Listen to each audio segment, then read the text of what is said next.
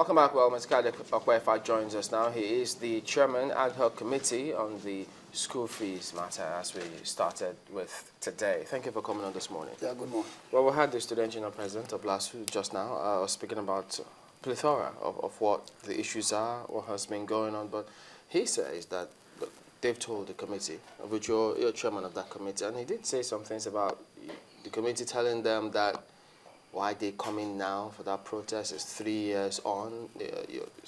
Your children pay more abroad. Did those things actually happen? Did the committee tell the students those? Good morning, and thank you for this opportunity. Let me say my presence here is not to take issues with the student union, the students, or the student union government, but to put issues in the proper perspective. Yeah, we met with the students, we met with the vice chancellor and the management, we met with the academic staff union and the team, and a lot of issues were discussed that will make the university. Our interest is to do everything possible to get the university back to school after the 6 months ASU strike. As a former ASU vice chairman at Lasu myself, as a former student union leader, I know you don't want to go into a local crisis after a national crisis. It can get the university shut forever. So the intention of that committee, the purpose of that committee, let me put, is to listen to them, get their views, and then advise government. Now, there was no time that anybody in that committee said that what they are talking is rubbish or whatever. Some people pay a fee outside. There is nobody in that committee whose son or daughter is in any school in the United States or Britain schooling. I can tell you that. So there's no way. Now, we heard the student union leaders, as soon as they came out of the meeting, went to brief the student, and that's what they briefed them. What transpired at the meeting is, I will just paraphrase, I won't go into details because the report is yet to be considered, is that they brought up their complaints. As he said, towards the end of the program, I got a brief that he actually said some of the things that transpired at the meeting. The issue, why are you agitating? What are you agitating for? He did a very brilliant presentation. He was there with the leader of parliament.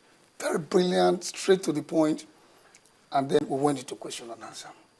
What is your view? 64,500, 46,000 for returning and brand new students. Now, let's go to the issues. As soon as we go into, you don't want to pay teaching practice because you are the one providing service. That's not true. You are acquiring knowledge during the teaching practice. There is a set made for you, and your lecturers who supervise the teaching practice get paid for supervision. So you are acquiring knowledge. Now, you went to the issue of field trips. He mentioned so many other issues as contained in the letter, which they believe they shouldn't pay for. They shouldn't pay for moot court. That is optional. I don't know how you want to train a lawyer and say something is optional. They wouldn't want to pay, but they want an increase in the students' union fee from 250 naira to 500. But some other laboratory workshop and studio, they don't see any reason why they should pay for. So those are the points they made, as contained, just as a presented. Then we went to the issues one by one. Our responsibility is to look at what they have. Are they true? Are these things we can make an amendment on? And at the end of the day, what we discovered is that what they're asking for is an increase in subsidy from government. They have no objection to tuition. Where does the subsidy go? Or what is subsidy? Like currently, the student in, let's say, in engineering pays 280,000 naira. They are saying, since government have subsidized to the tune of 80 to 90% across board, government can increase that subsidy further to like 95 or so that it can bring that amount to something lower than what it is now. For medicine, generally go and check, it will cost about 1 million per student. They don't pay 350 as described. The 60,000 days for accommodation. They didn't give you the true picture. Now, they said everybody is paying 250. No. The students in art and sciences are paying 193. Students in sciences are paying 223,000, and the engineering 290 something.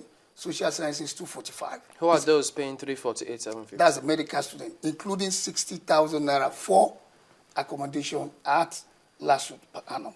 Engineering students also have accommodation. Now, when we now went through all this, they now got to a point of pleading. We know we have to pay tuition. And let me take you to history. When LASUTH was founded in 1983, it was no tuition. In 1995, there was an attempt to introduce tuition. I was a member of Senate of the university. After we voted to increase tuition, a comment by me made the university Senate to think it was not their responsibility, it was the responsibility of council, and that matter was dropped. In 2003 or so, tuition again was attempted to be introduced, and it was not introduced. And they now introduced 200 and, no, that was when the 25,000 payment came. As at the time LASU was paying 25,000, it was not tuition. It was all other money, acceptance fee, registration fee, manual fee, field trips. So when there was crisis, about 3 years ago, LASU students went to the House of Assembly. At the House of Assembly, they made a presentation to the House that they wanted a visitation panel, believing that would get the solution solved. And the visitation panel made and said in their recommendation that tuition should be introduced. So the report came to the government, and government adopted that report. And while after... Did they put a specific price on? No, they said government should look... Normally, government don't introduce tuition. I mean, don't determine the rate. The rate at which they are currently paying came from the university. It wasn't government. This is a report. It was a report from the university. It was the Ad-hoc Committee on Review of Tuition Fee in the university. So all the fees you see were as prescribed by the university. So what the government did Which members of it? Is it the senior staff or ASU there or are Senate? Two of the people here are ASU member. Two must be the other group, SANU. This is a report that the university generated. I asked that question because, I mean, as we speak, SANU also is on strike about this matter. That's the dynamics of the university campus. Once there is an issue that is tied to remuneration or welfare, the other union will quickly signify so that if it's just to set an alarm. Once you do for them, you must do for us. That's the way it goes on the campus. But part of the reason they gave for that strike now is this school fees. More than that. They put their own social... Once we resolve this matter, you will see every other thing will fall into place. Now, so what they are asking for, as of the time this tuition was introduced, LASU remains about the only university in Nigeria that was not paying tuition about 3 years ago. They were paying 25,000, meant for all other expenses. Those expenses it was enumerating. Now, when this was introduced, they brought this, and in the spirit of giving the university the respect and its autonomy, the government said, this is what we have, go and review. Then they came back and said, this is what they have adopted. I can just give you to see it, then I take my copy again. That is from the university campus. Now, that is exactly what we return back to you. Go and determine your own tuition. Now, the crisis of paying money should not be against government. And when the student came to meet the governor, they never said they are fighting government. That's why I told the student union president, just take it easy. Now, the matter they brought to the governor was that the governor should appeal to the university authority to reduce the amount they pay. The governor then said, come inside, let's talk. They said no. They want to talk outside. We had discussion with them outside. Then the next day, Thursday, they came on a Monday or Tuesday. The governor said, come back, let's sit in a nice... I want to get... So they briefed the governor in detail. The governor now said, I think it lasted about 2 hours. Go and give me a proposal that will make me feel justified to request an increase in the subsidy that you get on your tuition. That was what generated this report to the governor. And they articulated their points, beautifully articulated. So what made them feel the way they feel is when we picked all the issues, and it got to a point that they felt they might not get what they wanted. They now went to, if I may use the word, a clamashi. We said, go back to school. Put your hope and trust in us. We want that university to open. Those who are paying, leave them to pay. If you don't want to pay, that's your decision. Then they brought out a bulletin that the university authority has said May 30th. We said, don't worry, we will talk to the Vice Chancellor. We spoke with the Vice Chancellor. As I speak to you, the portal remains open. But let's go into restructure. There was no agitation 2 years ago. There was agitation, but they finally resolved to continue. But what caused the current agitation was, at the point of after ASU strike resumption, they were to resume for exams. And 1,200 students out of about 12,000 haven't made their final payment. They've made part payment. They've not made the final payment. And the university authority said registration is closed. Believe me, we all went to university. You dare not break university deadlines on registration. Once you don't register on the day set and they extend it and you don't register, you can't take that exam. Only students who register fully and completed their registration for exam take exam, but they agitated. One way or the other, university did not budge. And the students went into the situation they got into. And out of that 1,200 plus students, majority were those who were paid 25,000. They were not even those paying the new tuition. So the issue has nothing to do with how much. Mr. Opeifa, I think that for me, let us face other issues. Not aside this issue, the school fees were increased for a reason. They were increased ostensibly to improve the quality of education that the students of LASU get. So far, so good. They say that there's been no improvement. In fact, for them, it would seem that it's status quo, and they cannot justify just why the school is still collecting the exorbitant fees it is collecting, at least compared to what it was the old students used to pay. Thank you. I will read to you what the Student Union President Nuruddin wrote to the governor. Before we proceed, we must acknowledge the fact that the administration of Mr. Batun Raji Fashola in recent time past have massively invested and still investing in the infrastructure development in LASU.